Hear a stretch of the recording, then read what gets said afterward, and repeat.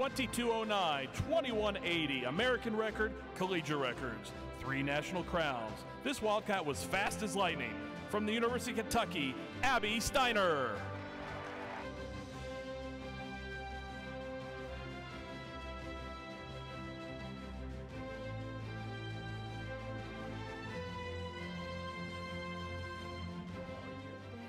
Well, I must say, not everybody's used to you walking. Everybody's used to seeing you in multiple different events, warming up, running on a track, killing it. But I think the question that everybody wants to know tonight is 4x1 or 4x4? I might be a short sprinter, but I got to go with 4x4. All right, there you have it, folks. There you go. A blur from the bluegrass. Take a good look, folks. It's Kentucky's Abby Steiner sprinting toward track and field history.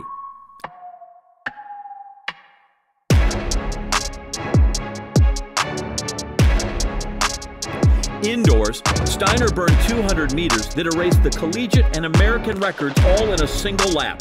It also clocked in as the world's second fastest time.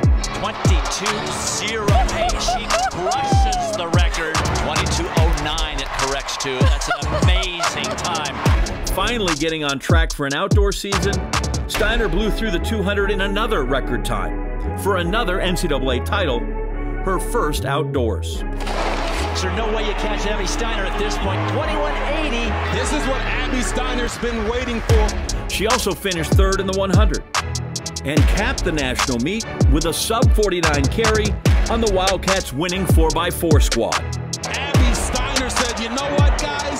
Get over here! Big Blue Nation's Bowerman finalist, Abby Steiner.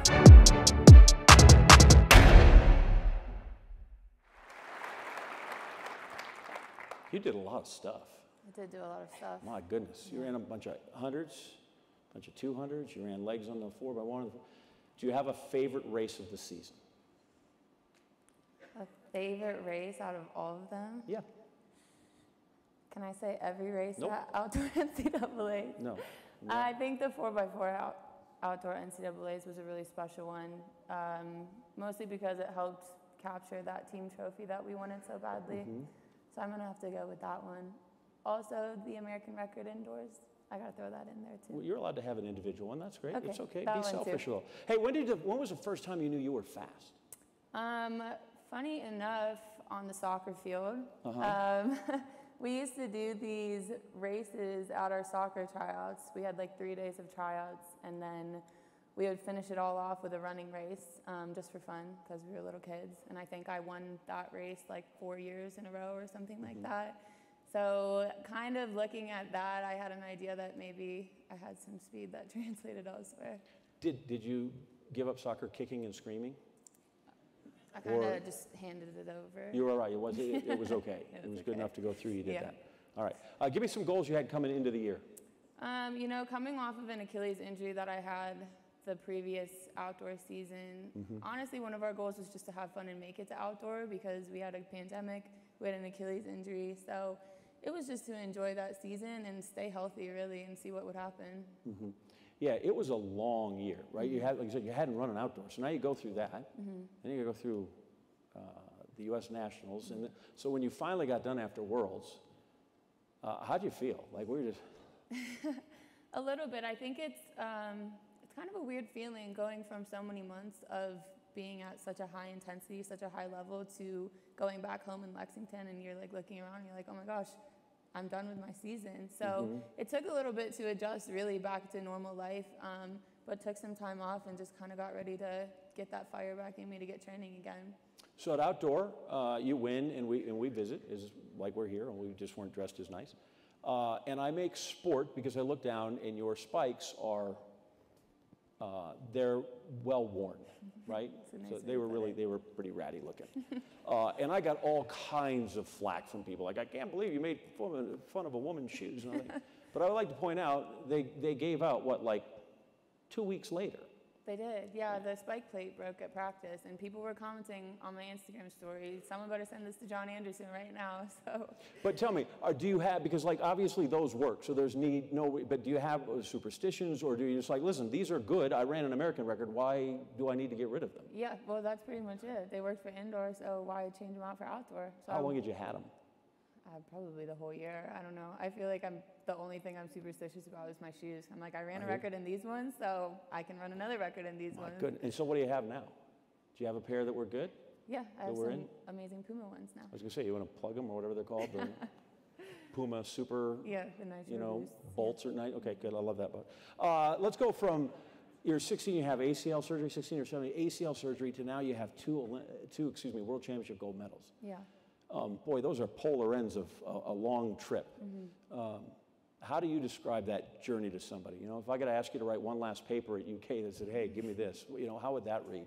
Yeah, I think as tough as that ACL injury was, it taught me a lot of lessons that I needed going into a collegiate career. Patience, as Cameron touched on, is one of the biggest ones. Trusting the process, trusting the people around you. And those lessons just kind of translated into my collegiate career, trusting my coach, trusting that no matter what the journey threw at me, I would come out of the other side okay, because that's what happened during my ACL surgery and rehab. So just knowing that and, you know, taking it one day at a time. Who is the person at rehab that helps you? You mean with the ACL Yeah. surgery? It was Orthopedic One in Columbus, Ohio, and Dr. Budge. Is this her? Hi, Abby. Congratulations for being nominated as a finalist for the Bowerman Award. Your list of accomplishments is lengthy and far from finished. It has truly been an honor to witness you do everything you said you were going to do. Your professionalism, discipline, and passion from a young age have propelled you to a platform that not many get to experience. It has been a joy accompanying you on that journey as your physical therapist, friend, and confidant. I'm so proud of everything you are and everything you will be. I love you. That's so special. That's amazing.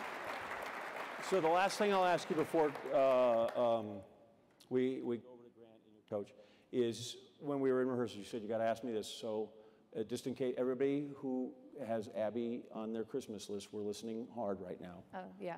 What do you want for Christmas? I want a Snuggie. So when I wake up early and have to take my dog outside, I don't have to wrap myself in a blanket anymore. Yeah. And I can just wear it There all you the go. time in my house. And you told me the dog is running your life. She is absolutely running my life. Does that sound familiar, a thing? The dog is running your life, isn't it? Grant Holloway, let's talk to Tim Hall. I got Coach Tim Hall here, and I've asked him multiple questions. He told me not to say a lot of things, so I'm going to abide by the rules and not ask those questions. But the main thing is, Abby touched on it takes a village to build up an athlete. You are part of that village. How is that? It's super amazing. You know, the village extends beyond me. The University of Kentucky has been tremendous in, you know, just supporting us, giving us the resources we need to be successful. Her parents, when all else fails, I have a go-to. Her dad has shown me exactly what to do when it gets hectic, and it looks like this. So when it all goes, you know, when she gets, you know, a little rattled, he gave me that go-to, and we use it when necessary. So from 60 to 100 to 200 to 300 to 4x4 to 4x1, you didn't long jump, did you? No. We thought about it. No long jump. yet. But out of all those events, how do you prep and prepare the mind and the body for whatever's to come? I think as coaches and mentors, we have to meet the athlete where they are. We have to understand what it is they desire to do. And then it's our job to put together a program that encompasses all that. The biggest challenge is making, you know, again, meeting them where they are and making certain that they have the things they need to be successful. And, you know, that's what I try to do. Abby's just a tremendous, super hard worker. She despises missing practice. I have to tell her all this, it's okay to take a break. But she fits in that 1 percentile of athletes who are just driven to be the absolute best in their respective events. And her body of work this year speaks volumes too. Absolutely. Well, John Anderson told me with the coaches that I love and adore, I had to limit it to 2. So I have to send it back I'm not the timekeeper. to John. Thanks, John. I was having a great conversation. Okay, I'll tell you, you're right. I feel like I have more important things to say than you do. That's it. I'll just totally be selfish that way. Right. Just kick me off stage like you always do. We are so going to fight when we're done. My God. Okay, so we have two categories left. Sports and leisure, arts and literature, and I've told you can't do sports and leisure, that's a cop-out. Right. So here we go, arts and literature. What's the title of your autobiography? My autobiography? Yep. What are you gonna call it? That's a good question. Let's call it Trust the Process. Trust the Process. Fantastic. You and Bill Belichick are writing the same book. Arts and literature. On a scale of stick figures to Picasso, how good a drawer are you? I'm not bad. Really? Yeah. Nice. What's in between? I don't know. You tell me. I can't. Right. I'd say I'd fail that little test that says, draw it and send it in. Somewhere and in between. Okay. Yeah. Last book you read? I'm currently reading A Gentleman from Moscow. I'm trying to be better about reading this year. I've read 20 books. So that was my New Year's resolution. So, Great. Yeah, we're working on it. Yes or no? You know lyrics from the musical Hamilton? No. No. Okay. Sorry. That's fine. If we had a Bowerman talent show, what would your act be? Sprinting across the stage. Okay. Unique. I don't know if that works on Jimmy Fallon, but it's all right. How long would you spend in a Barnes & Noble? I'm in and out, maybe an hour. Ma'am, it's time to go. Or who are Barnes and who are Nobles? I go into Barnes & Noble with a purpose, so I'm in and out. All right. Last one. If you are Gladys Knight, who would your three teammates be that would be the Pips? What if I don't know? Just give me three people you'd put as backup singers, and how about that? How about that? Like my teammates? You're the front man. I need three backup singers. Oh my gosh. Who doesn't know Gladys Knight and the Pips? I'm so sorry. Let's go from my teammates. I'm gonna go Masai Russell, because she's always singing. Okay. DeJour Miles. And a last one. I'm gonna put Coach Hall in there too, because I want to hear him sing. That would be great. Now, I realize, even though neither one of us wants to be the first to say goodbye, Gladys Knight and the Pips reference. I will open the Bowerman Award, and we will present it to Kentucky's Abby Steiner.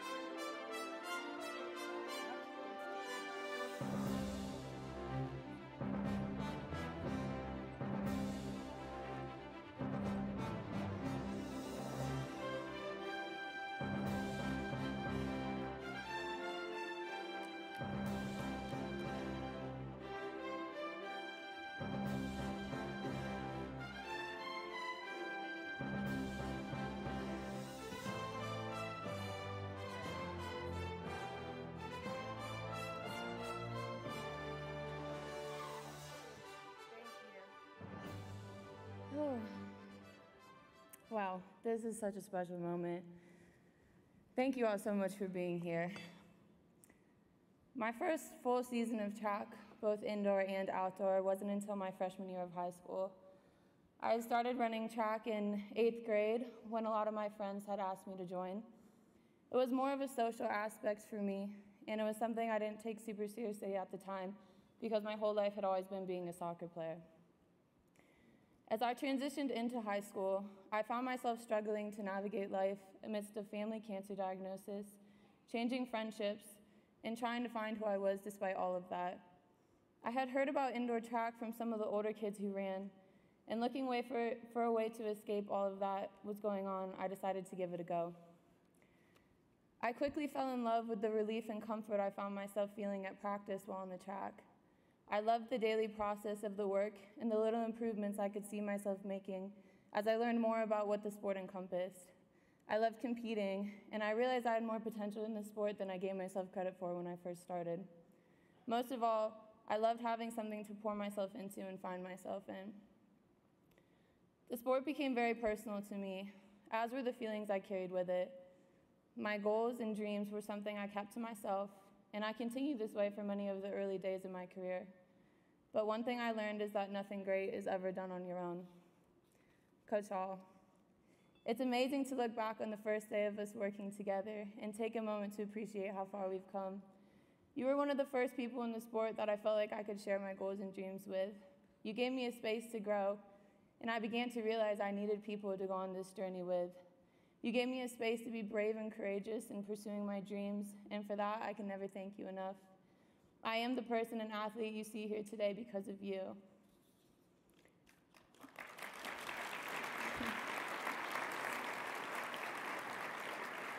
Mom and Dad, I can never thank you both enough for all of the time and sacrifices you made to allow me to be in the position I'm in. You gave so much of your lives taking me to practices, games, and more, all while supporting me and cheering me on along the way. I know that whatever I accomplish in life, you will be there smiling and clapping for me. All the championships and records that happened this year wouldn't have meant nearly as much if I wasn't able to see you both in the stands and give you a hug after. Thank you for everything. I love you both so much.